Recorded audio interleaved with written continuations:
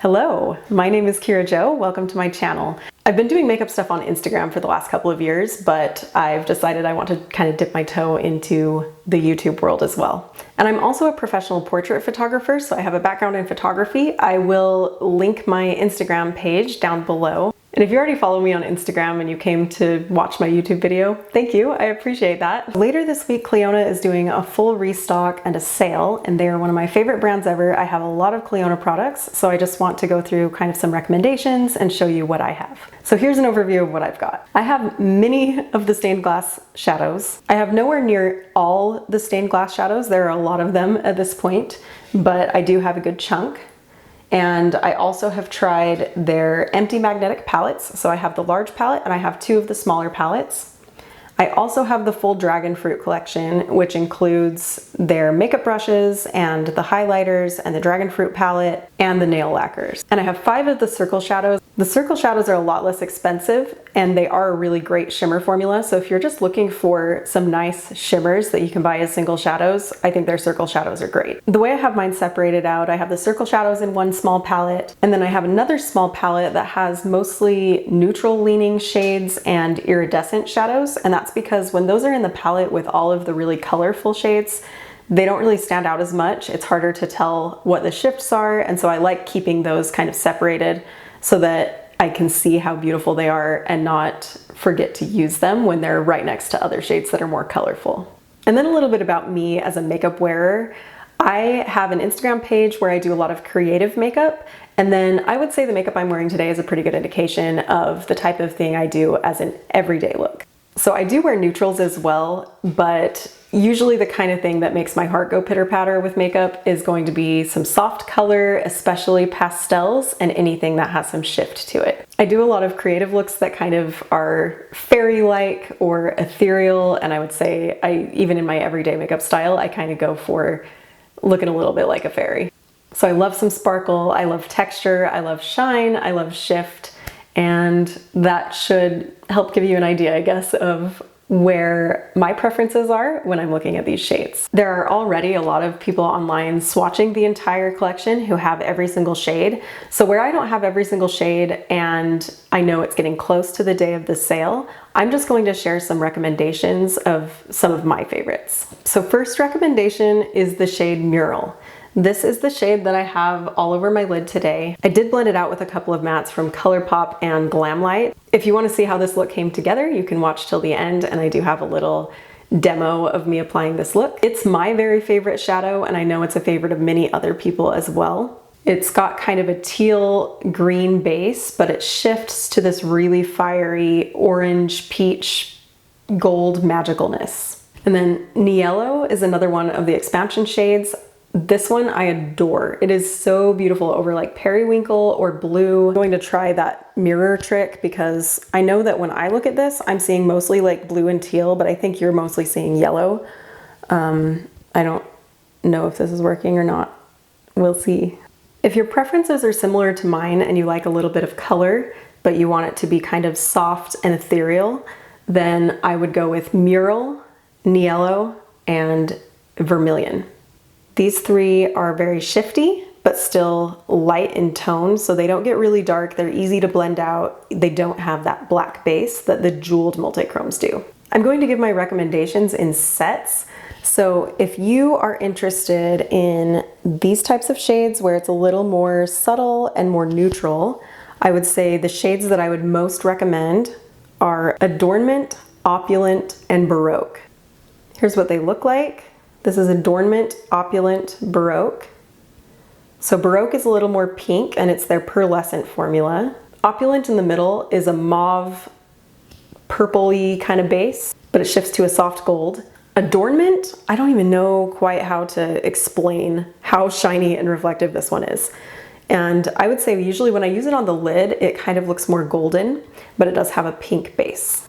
If you want to start dipping your toes into iridescent shades, I would recommend the shades Radiance and Luxe. Radiance is that purpley blue, Luxe is the greenish yellow. Both of them have more shifts, but that's what you're going to see on the screen. These are 2 of my most used. I use them on my inner corner a lot. And then the shifts show even more if you put them over a dark base. If you're really interested in a true black-based multichrome, the shades that I would recommend are Smoulder and Oculus. So there's Smoulder, there's Oculus. These are going to be the ones that are super shifty. The shifts are going to be very apparent, but they are going to look very smoky. So these ones are a little harder to work with if you're not used to working with multichromes, but they are amazing and beautiful. If you're mostly interested in texture and wanting the eye look to look wet and almost glittery, these are three that I think are really good at that. And so this is Trinket, Grisaille, and Gloaming. I am a huge fan of purples and greens, and Cliona has a lot of them. My personal favorite purple is Enamel, and my favorite green is Heirloom. Well, okay, my favorite green is actually Mural, but I already shared that one. And then another iridescent shade they have that's amazing, and it's a good purple, is UV. I feel like I'm just making up categories because I want to share more shadows, but you came to see shadows. So this one is Empress, this is Diadem, and this is Regal. I would recommend if you're just wanting like a massive impact on your lid. These are so shiny. These are so shiny, it's hard to talk about them. Like, it's so interesting to me how many different textures there are among these different Cliona formulas, but these are three that I am always amazed by when I swatch and when I use them in my eye looks because they're so shiny. And some final thoughts on formulas. There are a lot of different types of multichromes from Cliona. If I'm looking at types as a whole, the ones that I especially recommend are the deep iridescents. Those ones all have a pretty neutral kind of tan base, but then they shift to these other iridescent colors. So the base is kind of a brown, which makes them really easy to wear and really easy to blend out. But then you still get that fun pop of color from the reflect. The electric multichromes are also ones that I'm a huge fan of. So those are the ones, it's the same formula that's in Mural and Emblem and Hilt. Oh, and I didn't share Hilt. Hilt is so beautiful too. Why is it so hard to talk? And then the glitter multichromes. The glitter multichromes don't actually have glitter in them. They just have larger particles of the like mica or whatever that makes them super sparkly. And so they're called glitter multichromes, but they don't have glitter in them. And those ones are super sparkly. They're great as toppers. You can use them by themselves. You can top them on top of a bunch of other things. I just think they're super versatile. And so I really like using those. And I have a lot of them. And then the Earth Vibrant multichromes are an interesting type, especially if you're interested in multichromes that look a little more neutral. Those ones are great if you're looking for something, you know, office friendly, or if you just are a little nervous about dipping into stronger, brighter colors. And just as a side note, I think my favorite Earth Vibrants are Statue Garden and Iron Gate. And then with the Dragon Fruit palette, a lot of what I use this palette for, I kind of just use them as singles, and Cliona actually is going to sell these as singles now. So I think that's super great. Shades that stand out to me as ones that I really love.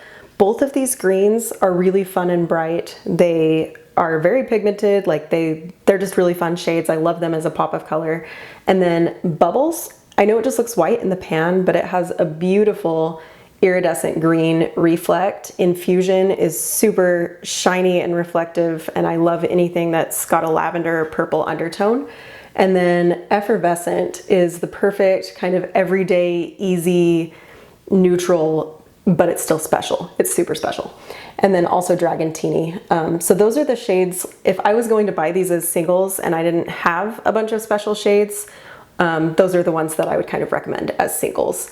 I don't use these that often, but that's mostly just because I'm not really big on pinks most of the time. And so I don't use those that much, but it's not because they're poor quality. It's more of just a color preference for me. And I do really love greens and purples and peaches. And so that's kind of why those other shades are the ones that I would recommend as singles if you have similar preferences to me. And then with these two Dragon Fruit highlighters, I have them both and I do really like them. But because I have so many other Cliona stained glass shadows, I don't end up reaching for these as often as you might if you don't have a lot of special shades.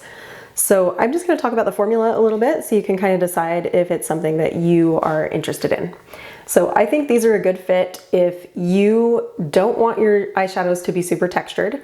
If you're wanting your lids to just look really smooth, these are a great option because they are formulated to be really smooth on your cheeks and on your face.